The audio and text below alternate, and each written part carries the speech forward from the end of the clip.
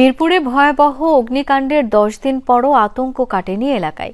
আগুনের ধোঁয়া মিলিয়ে গেছে, কিন্তু কেমিক্যালের ঝাঁঝালো গন্ধ ছড়াচ্ছে বাতাসে। এলাকাবাসীর অভিযোগ, এতগুলো মানুষের মৃত্যুর পরও টনক নড়েনি প্রশাসনের। ভয়াবহ ওই ঘটনার জন্য কাউকে গ্রেপ্তার তো দূরের কথা, আশপাশের কেমিক্যালের অন্য গুদামগুলোও সরানো হয়নি। এ নিয়ে ক্ষুব্ধ স্থানীয়রা।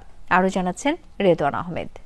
আপনাকেই বলছি, ইন্স্যুরেন্স করলে সিটিতে সুরক্ষা পাবেন নিশ্চিত।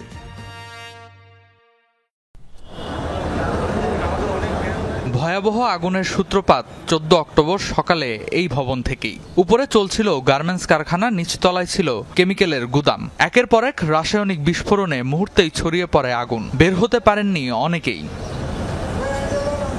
রূপনগর শিয়ালবাড়ির পুড়ে যাওয়া ভবনটি এখনো আতঙ্ক এলাকাবাসীর কাছে। আগুন নিভেছে, কিন্তু রাসায়নিকের তীব্র ঝাঁঝালো গন্ধ বাড়াচ্ছে নানা আশঙ্কা। ভয়ে চারপাশে যেতে চান না অনেকে। বিশেষজ্ঞরা সতর্ক করে বলেছেন, ভবনের ভেতরে এখনো বিষাক্ত গ্যাসের উপস্থিতি আছে, যার ঘনত্ব মানবদেহের জন্য অত্যন্ত ক্ষতিকর। আশপাশের অন্য কারখানার শ্রমিকরাও আছেন উদ্বেগ উৎকণ্ঠায়। ঝুঁকিপূর্ণ জেনেও জীবিকার তাগিদে অনেকে কর্মস্থল খোলাসহ বকেয়া বেতন পরিশোধের দাবি করছেন। এখানে সমস্যা হয়েছে, সেখানে বন্ধ রাখে বাদ বাকিগুলো খুলে দেওয়া হোক, না হলে তো আমরা ওয়ার্কার যারা আছি, শ্রমিক আছি, আমরা বেতন পাইতেছি না, আমরা প্রায় না খাওয়া থাকার মতো অবস্থা হয়ে গেছে। দোকান বাকি লাগাইছি স্যার, আমরা কেমনে দিই, আজকে আমরা তালা মারা ঘর, আমরা যাই ঘরে ঢুকতে পারছি না, রাস্তায় আমরা ঘুমাইছি, বাচ্চা কাচ্চা লয়ে এমনি কেমনে চলান যাবে, সংসার চলানি যাইতেছে না স্যার।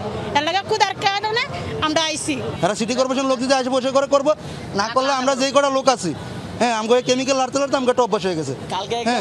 আমরা নিজেরা পরিষ্কার করে যাবো। ভয়াবহ এমন ঘটনার 10 দিন পরও দায়ী কাউকে গ্রেফতার করতে পারেনি পুলিশ। সাধারণত সালফারের মাত্রা 10-এর মধ্যে হইলে ওটাকে বলা যায় বিপদ মুক্ত, আশঙ্কা মুক্ত। গতকালকে পর্যন্ত যে রিডিংটা ছিল, এখানেও সালফারের মাত্রা অনেক বেশি ছিল। এখনও অ্যারেস্ট করা সম্ভব হয় নাই, আমাদের অভিযান অব্যাহত আছে। আমরা আশা করি খুব দ্রুত সময়ের মধ্যেই তাকে অ্যারেস্ট করে আইনের আওতা আনা সম্ভব হবে। আতঙ্কিত এলাকাবাসীর অভিযোগ, এত বড় ঘটনার পরও টনক নড়েনি প্রশাসনের। আশপাশে এখনো রয়েছে ঝুঁকিপূর্ণ কয়েকটি কেমিক্যাল বোঝাই গুদাম। তালা ঝুলিয়ে লাপাত্তা মালিকরা। তদন্তে জানা গেছে, গুদামের ভেতরে হাইড্রোজেন সালফাইড ছিল বিপজ্জনক মাত্রায়, প্রতি মিলিয়নে 150 পার্ট, যা মানুষের জন্য তাৎক্ষণিক প্রাণঘাতী। তাই প্রথম 3 দিন উদ্ধারকারীরা ভেতরে ঢুকতেই পারেননি। ঘটনায় নিহত হয়েছিলেন 16 জন। তাদের একজন জয়, তার লাশ পাওয়া গেলেও নিখোঁজ তার স্ত্রী মার্জিয়া সুলতানার খোঁজ এখনো পাওয়া যায়নি। মেয়ের খোঁজে তার বাবা এখনো ঘুরে বেড়াচ্ছেন ধ্বংসস্তূপের চারদিকে। আমার মায়ের সাথে কথা বলছি, জামাইয়ের সাথে আমি কথা বলছি, বলার পরে এরকম আব্বা আগুন ডেকে গেছে, কিন্তু দিহি বাড়িতে ভাবতেছি, কিন্তু গেট আয়ে দেখে গেট তালা মারা। পরে আমি ফোন দেই, আর ফোন ঢুকে না। এইসব মনে কর দুর্ঘটনা ঘটতে গেছে আর কি। ঢাকা মেডিকেল যে রাস্তা লাশ করে একজন পাইছি, কিন্তু জামাই সন্ধান পাইছি, মেয়ের কোনো সন্ধান পাইছি না। ধ্বংসস্তূপ এই ভবনটি থেকে এখনো বেরোচ্ছে রাসায়নিকের বিষাক্ত গন্ধ। এর মধ্যেই তোড়জোড় শুরু হয়ে গেছে আশপাশের কারখানাগুলো খুলে দেয়া।